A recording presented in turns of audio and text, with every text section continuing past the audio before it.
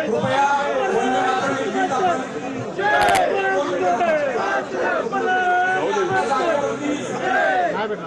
आपल्या हातातले झेंडे सगळ्यांनी वरती करा। कृपया सगळ्यांना विनंती आहे, सगळ्यांनी आपल्या हातातले झेंडे वरती करा।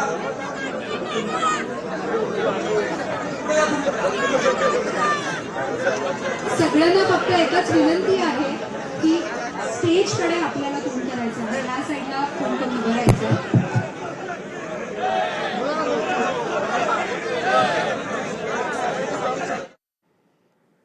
तर छात्रों की गुंज या कार्यक्रमासाठी आता राहुल गांधी व्यासपीठावर पोहोचतायत।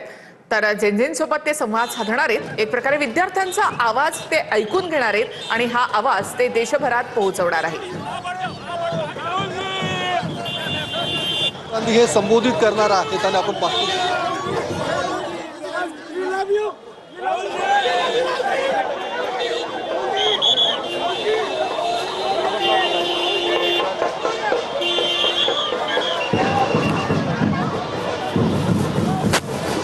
पाहतो की राहुल गांधी यांच्या गाडीमध्ये काँग्रेसचे सर्व नेते बसलेले आहेत। आपण पाहतो की राज्यातले जे काही नेते आहेत, विजय वडेट्टीवार असू दे, हर्षवर्धन सपकाळ, त्यानंतर विश्वजित कदम, हे सगळे नेते राहुल गांधींनी त्यांच्या गाडीत बसून घेतलेले आहेत आणि आता ही गाडी जी आहे ती थेट कार्यक्रमस्थळी पोहोचणार आहे आणि त्यानंतर राहुल गांधी हे मंचावरती येतील आणि त्यानंतर विद्यार्थ्यांशी थेट संवाद साधतील। आपण पाहतो की जी वेळ या काँग्रेसकडून देण्यात आली होती, अर्थात पुणे शहर काँग्रेसकडून देण्यात आली होती कार्यक्रमाची, त्या वेळेत राहुल गांधी आता पोहोचतात आणि विद्यार्थी देखील बऱ्याच वेळापासून राहुल गांधीची वाट बघतायत। राहुल गांधी काय बोलणार याकडे सर्व विद्यार्थ्यांचं लक्ष लागून आहे। त्यामुळे आता पाहतो की या महाविद्यालयाच्या प्रांगणात असणाऱ्या छत्रपती राजश्री शाहू महाराजांच्या पुतळ्याला अभिवादन करून राहुल गांधी आता मुख्य कार्यक्रमाकडे पोहोचताना पाहायला मिळतात आणि यानंतर थेट विद्यार्थ्यांशी संवाद साधून विद्यार्थ्यांच्या प्रश्नांना राहुल गांधी उत्तरं देतील।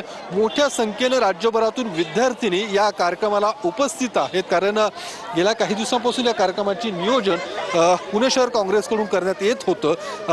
भाजपकडून देखील वेगवेगळे आरोप या कार्यक्रमावरती करण्यात आलेले आहेत। अर्थात पैसे देऊन या सगळ्या विद्यार्थिनींना आणलं गेलंय, हा देखील आरोप या कार्यक्रमावरती झालेला आहे। आता या सगळ्या आरोपांना राहुल गांधी देखील काही उत्तरं देतील का, हे देखील पाहणं तितकंच महत्त्वाचं आहे। काल देखील जो काही राडा COEP कॉलेजमध्ये झालेला आहे, त्या राड्यावरती राहुल गांधी काही बोलणार का? कारण हॉटेलमध्ये उपस्थित असताना राहुल गांधींनी या सगळ्या प्रकरणाचे, राड्याची माहिती देखील काँग्रेसच्या नेत्यांकडून घेतलेली आहे। काही विद्यार्थ्यांची भेट देखील राहुल गांधींनी घेतली।